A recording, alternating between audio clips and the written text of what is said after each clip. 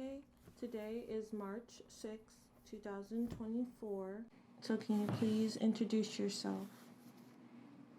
Okay, so my name is Gabrielle Charles Miller. I am the mother of Simone Miller. I currently live in Reading, Pennsylvania, but I was originally born in Philadelphia.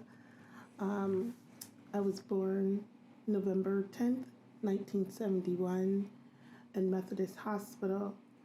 I was originally born, of course, in Philadelphia and grew up there. I grew up in a predominantly Caucasian area where I went to private school for the entire 12 years of my life.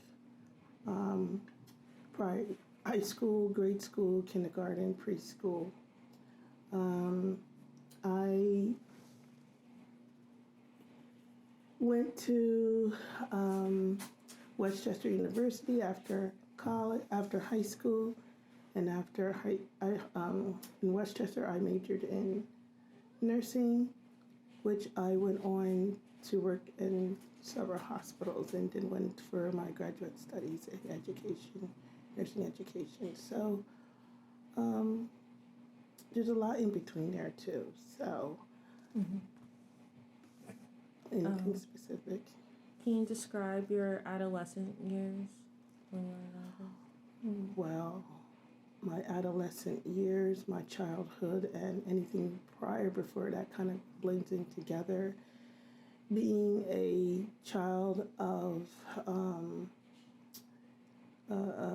immigrants coming into the U.S., which is, I'm thinking maybe quite differently now for the new children that are here as immigrants. My parents are divorced. They were divorced at my age of 2, so I don't remember anything really, prior before that. But I know my mother was extremely strict parent, and that was like one of the things of probably Caribbean parents. My mother and my father are originally from Haiti. My mother was born in Jacmel. My father was born in Port-au-Prince, or it could be vice versa. My father was born in Jacmel. My mother was born in Port-au-Prince. And my father was promised a job here in the United States at Avis, which was a car rental company, which I don't think exists anymore. So Avis promised him a job. Then he flew my mother in, and then he flew all the brothers, the sister and the brother in. So I had 3 sisters and 1 brother. The youngest of 7. The youngest is 7. My mom had 2 other in Haiti, which had passed away, and that was pretty traumatic for my mom. But still, she had 5 of us. So with that, she was pretty strict and stern with us. Especially all of us were females, and all the rest were. The other was just 1 boy, and all the rest were girls. So she was pretty strict. It was a tough adolescence. Education was the main focus. There was absolutely probably no fun or anything like these kids do today. Everything was education driven. So I'm kind of happy either, the way, because we lived in a very poor neighborhood, which she did demand a lot of, I don't know what's the word, obedience.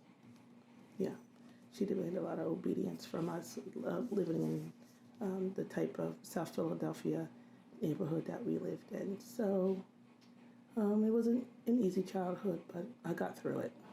So. Can you describe more about the area that you grew up in? The area was more what we would call the ghetto. It was it was Grace Ferry Avenue. not too far from the University of Pennsylvania, but on the other side of the tracks. So you could just imagine when they say that, the other side of the tracks. Not too far from South Street. I lived on 28th Street in Wharton, which is, we walked everywhere. We never had a car. So we walked, it was about a half an hour walk, which was nothing to us, through the city, from 28th Street to, I could say 28th Street to 10th Street, because 10th Street was the high school. I would catch 2 buses to get to school, but I would walk home to save tokens. So we only got we got 10 tokens, which was good for 1 week back and forth, but I made it last for 2 weeks because I took the bus to school and walked home, so I could save at that time $7 on tokens. So it was a pretty tough area. I gotta walk with a purpose. And it was just very, I don't want to say segregated, but the grade school I went to from kindergarten on was an Irish, St. Gabriel's was an Irish school. And I really do mean like Irish because most of those children were first generation as myself, from Ireland. And my high school was definitely first generation children because most of those children were Italian. So I went to an Irish grade school and an Italian high school, and as myself, most of those students were first generation, authentic area. So I got,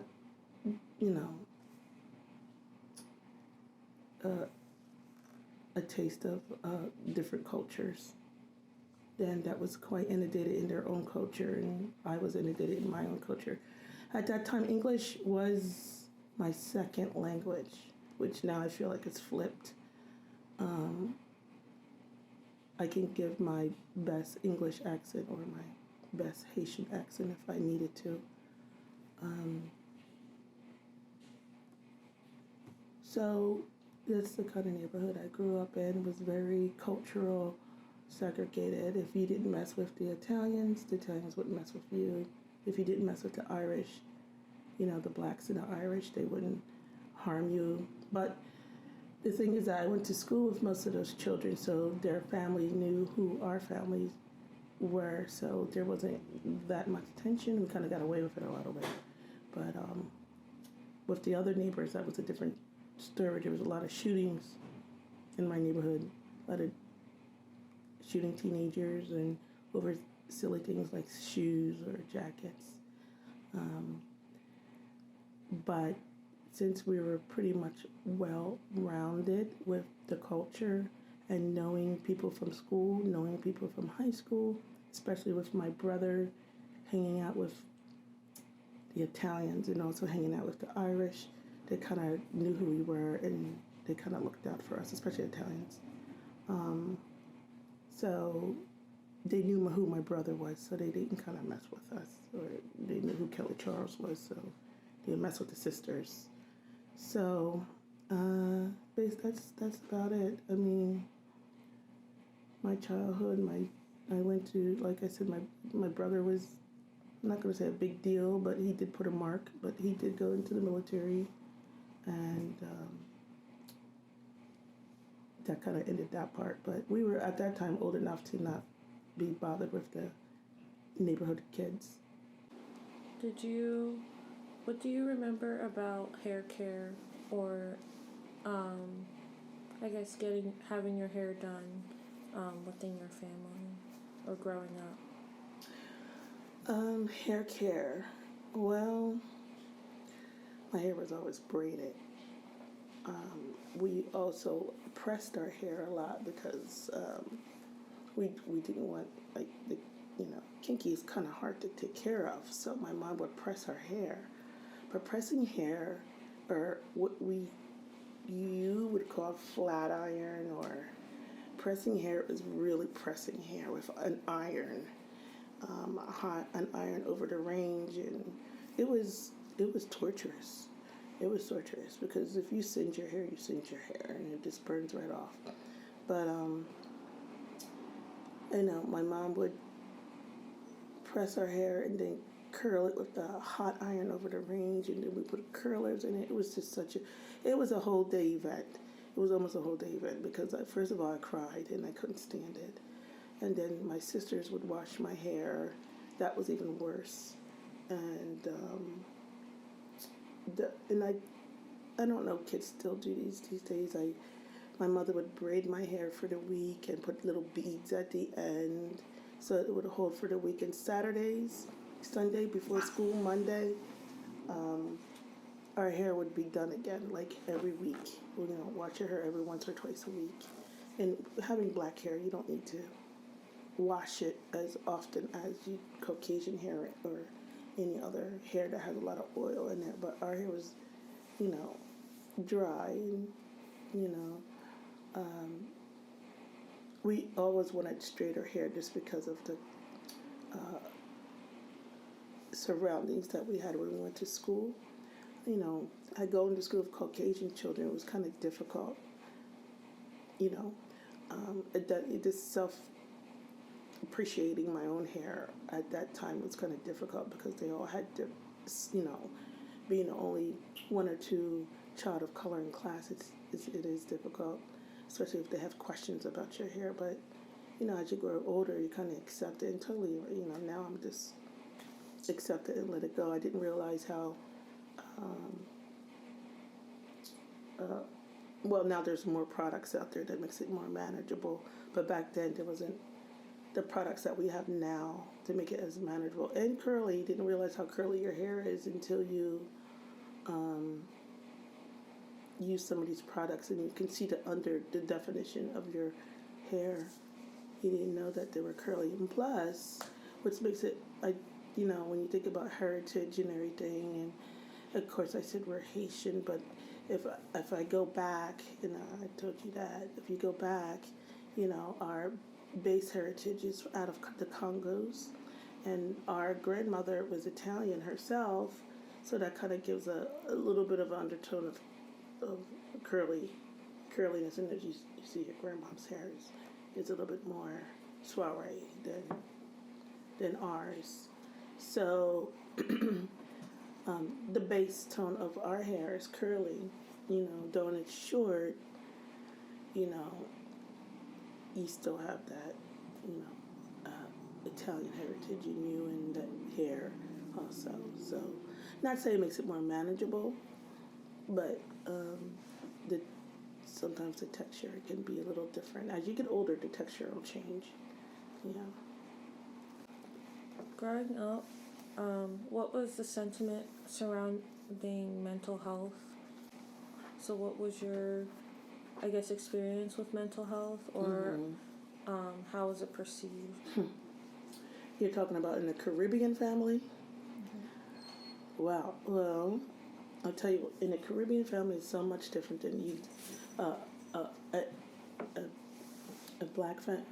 You have your Caribbean family, and then you have your black family, and then you have your Caucasian family. So, in the Caribbean family, mental health, in being Haitian, you're considered a very resilient person.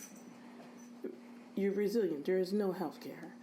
You find something to do, and you kind of get over it. And I know that's kind of a tough thing to say because of our society nowadays, but because of the history of Haiti and everything, people find Haitians to be a very resilient culture, and they consider the people to be resilient. Therefore, you're your own mental health. So my mother would say, find something to do and keep busy. And I don't want to say it worked, but I know that doesn't work now. Those words don't work nowadays, but they did work long ago, So, if you were crazy, quote unquote crazy, with the mental health issue, people would just say, look, he's crazy. you know. They'll always try to find some type of a homemade remedy, or tell you that you need to go get a job, go get a third job, and then you won't be thinking about it so much. But you know, being of Caribbean culture, and I know it's not just Haitian culture; it's also just any type of Caribbean culture back then. Medication was not an option. You know, the therapy was you doing something. So it's so complicated, and it's so secretive too. People just don't come out and say nowadays, "Oh, I have a mental issue." You don't tell people about that you have a mental issue. You can talk to someone private in your family, but nowadays, you don't go around saying, "Oh, I'm bipolar, or schizophrenic, or something." People look at you crazy back then, and especially in Haitian cultures, you know. So it's pretty sad, but it's true. It's a lot of it's hidden. We didn't even know about it all. Sometimes I think I had an attention deficit disorder in school, but now that I think about it, I probably did. But what happened is that you find ways to train yourself. And it's not the same nowadays with kids. You find ways to train yourself. You find your way to sit down and you pay attention. Discipline is definitely different now. You can't discipline children with mental health because they say it's wrong. But I remember being disciplined because I couldn't sit still in class. And it kind of worked, but it won't work nowadays. I'm not going to say it works now, but it did work back then. So, yeah. What are some differences that you realized between you and your classmates when it came to interactions, like social interactions? The differences is that, again, with the cultural issue, I was never allowed to go out. I had to stay in the house because, first of all, the neighborhood, and just being at someone's house is, you have your own house, you stay in your own house. We didn't do sleepovers. We didn't go out in groups. It wasn't until maybe my junior, senior year I would go out with friends. It wasn't just permissible. They had a lot of activities that they did, birthday parties and stuff like that, but I was not allowed to attend birthday parties. I wasn't allowed to, like I said, go into social groups, go roller skating like you guys do, or go to the movies. And that wasn't until high school, like I said, the last 2 years of high school, maybe even college, that I was able to do that. But even in college, I wasn't used to doing it in high school or grade school, so it wasn't a big deal for me in college. And I mean, like I said, with all of that, it was a lot of discipline when I went to college because I didn't feel like I needed that. It could go one or two ways. When you discipline your children too much, they can go crazy when they leave, or they can continue to be, semi-okay when they go to college. But I was semi-okay. I didn't feel like I needed to do that. When I finally got to college, I felt like, I got this far without being, maybe having to have friends all the time, but I feel like I'm okay because I realized that I didn't really need that, but it's nice to have, So, yeah, I had a lot of acquaintances, very little friends. Yeah.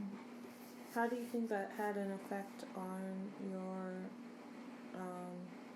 I guess, as you grew, or on your now adulthood? I still feel the same way. I have a lot of acquaintances, maybe one or two friends, but I have a very small circle of maybe three.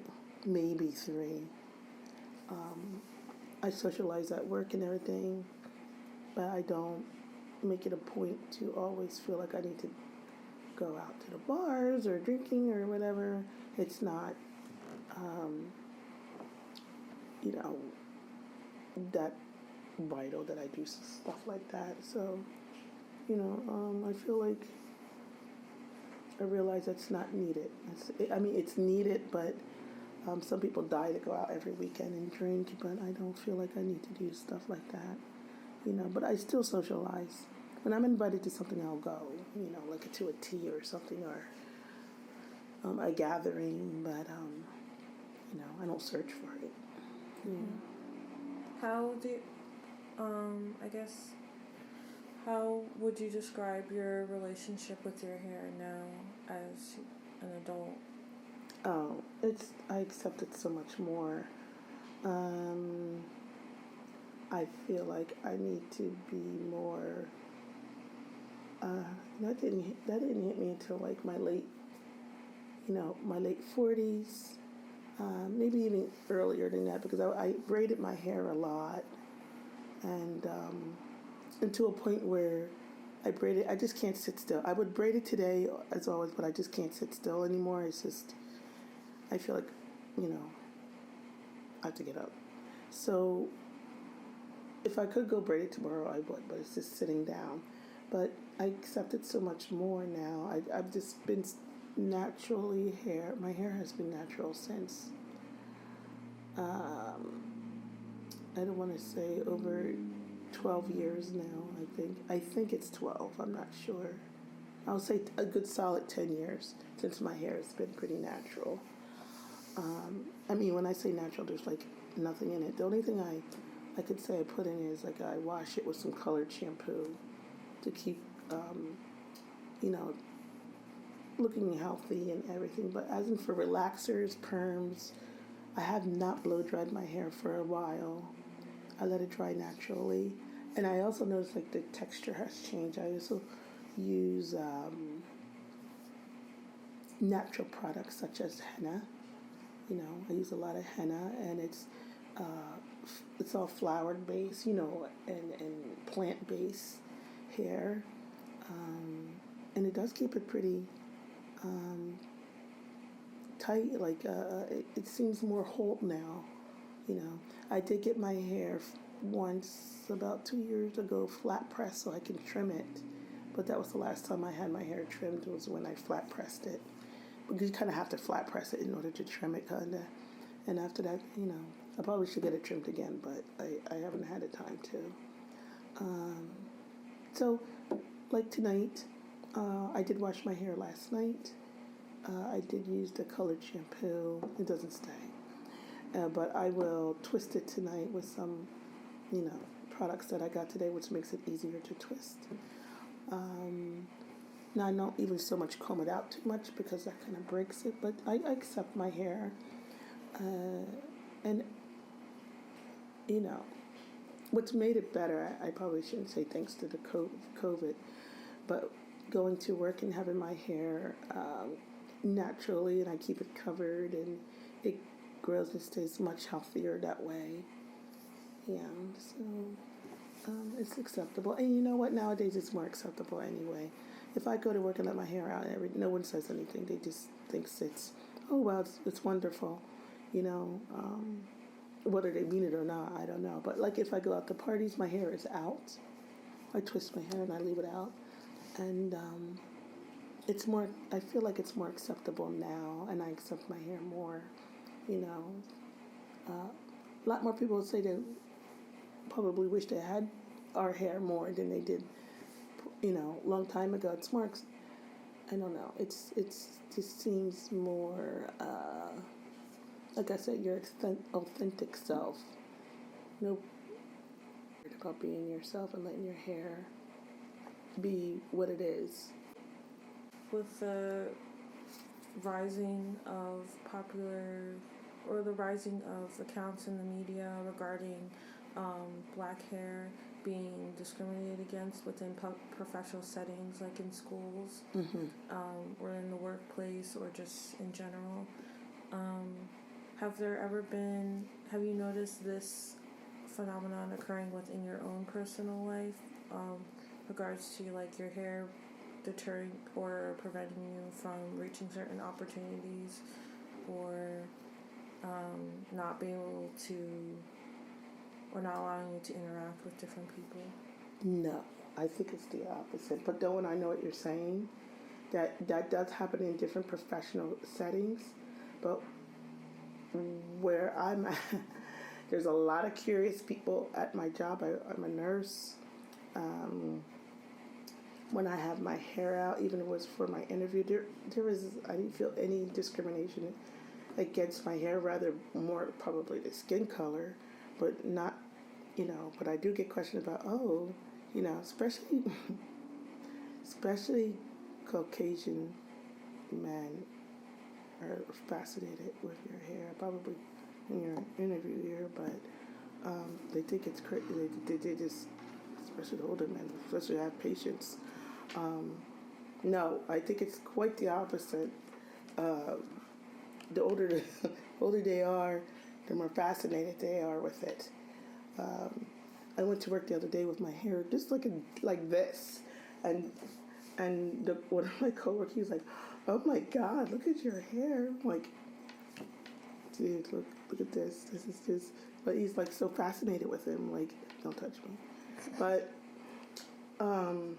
yeah, I think it's quite the opposite nowadays. I can see this happening more maybe in prior years, or maybe at a different setting, more corporate. Not so much nursing, but I'm in a hospital where there's so many different other people, and their hair is more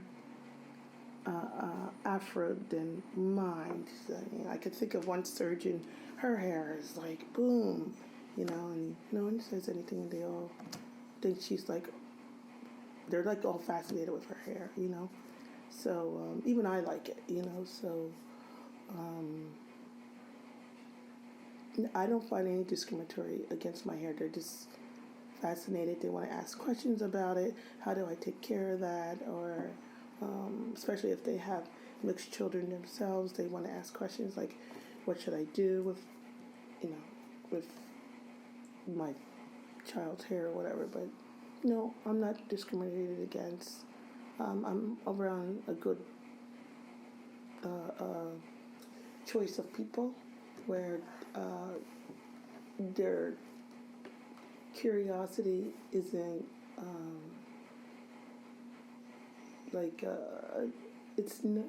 they're just inquiring about it. It's not hurtful or anything, and I don't mind answering questions about it. I guess then also, what you're saying with how people ask you questions about your hair or curiosity, how does that make you feel that you're kind of their first line of information, or kind of having to educate different people? Because I know some people are saying like, it's not my job to educate you, but it is my job to educate you. I'm so glad I'm the first line of their question, because I like to tell them the truth. It's not easy to take care of. It's manageable, and this is what you have to do. My hair is dry or whatever. You have to do this to it, and it's me, myself. I like it like that. So any questions that they have, I usually tell them that's fine that they ask me. I'm happy they ask me, so they don't have to go assuming, how often do you wash your hair, or this, that, and other thing, or, and you don't have to wash your hair. I know I was very truthful to a woman. She was asking me about my hair. You don't have to wash your. I have the type of hair you don't have to wash like every single day like you do. You have oils in your hair, and I don't.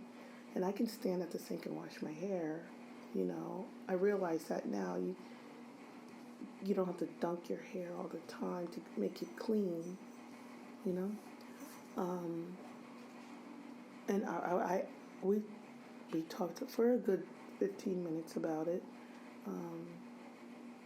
Yeah, so I'm glad I talked to her about it, because, makes some things more clear instead of her assuming, black hair is dirty or filthy. Though sometimes people, go to the extreme of, their hair by not taking care of it. So that's why it gives kind of other black hair a bad word, But generally, I clean my hair. My hair is fine. And they can ask me any question they want. I am glad enough because they need to know the truth.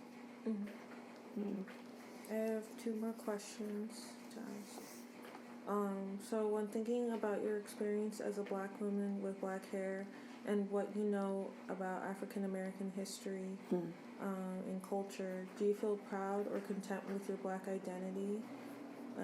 Or has there ever been a time when you felt ashamed or wish you were born differently? Yeah, when I was in grade school, when I was growing up, I kind of wish I was, because I was just maybe one of two Black students in class from first grade going up. There had been no more than 3 Black students in every single class from first to 12th grade. I sometimes I just felt like I wanted to be a whole different person, because it was just too difficult with the hair pressing and going to the salon and just money, and just trying to get to the salon and doing your hair. But I kind of accepted it more when I finally got into college. I just started braiding my hair, and I also wore my garb. I also had my hair tied up in the African garb, whatever, just so that I can, just my own identity. And then after college, I totally accepted it. It's just who I am. And I think it's also, when I think about it, it's all education-wise. If I didn't grow in my own education and talk about culture, whatever, and just knowing that me as an African American woman, or a Haitian woman, or a Black woman, or a person of color, professionally, I'm not going to say I'm elite or anything, but I'm happy to be all of those and have a profession and be myself and be totally with my Black authenticity, or whatever you want to call it, you know. I embrace it more and try to show it more, because when I believe when you're, I want to say educated, I don't want to say that word, but educated, and accept the fact that you're more, professional, you kind of accept it a little bit more. You do, because you realize, all that, and then be proud of that all together. Your profession and your Black, put it together, it's, not showing off, but hey, here I am professional, and I can be that, and I'm a wholesome person, and there's nothing fake about me, especially right now. I go to work, I know I do a good job, and I don't care. There's that the Black nurse, the African American nurse, whatever you want to call me, the nurse with the afro. Yeah, that's me. I do perfect work, and then you can describe me whoever you want to describe me, but that's me. Yeah, I bring my you bring your professionalism in with your culture, makes you unique. Yeah, they know who I am. Yeah. And then my last question is, how can we as Black women support and uplift the next generation of Black girls? Black girls. By want to support them, stop doing all these fake advertisements like these. I know we all enjoyed the TV show Ridiculousness, or Housewives and stuff like that, but you can support them by not showing them this is not reality. This is not the reality of Black women, or how they're supposed to act. This is not the reality and how they're supposed to dress. But some people internalize that and use it like, I want that lifestyle. I want, there's little consequences to coming, having that type of lifestyle if you really wanted it, But to support them is to tell them, this is the way it is. This stuff that you're seeing is not real. Talk, like my mom would say, talk. Keep talking to them and telling them, continue your education, continue to do, be yourself. I think that's a big thing. Being yourself is a big not a big thing to do. It's a big process. And I should say process because being yourself took me a long time sometimes to be myself. It took me a long time to be myself. And I'm talking about like into my 30s and 40s. And you have so many aha moments in your life. It doesn't just stop. It's always an aha. You get to your 30s and you have aha. You have your 40s and you aha. And now I'm in my 50s. I'm like, aha. I realize there's so much more that I don't know. And to educate your girls by telling them to be themselves. And being themselves mean not letting someone throw you off track, and just rise up, just I don't know, just rise up, bring it up a level. What you see out there is not the truth. The truth is, so much more.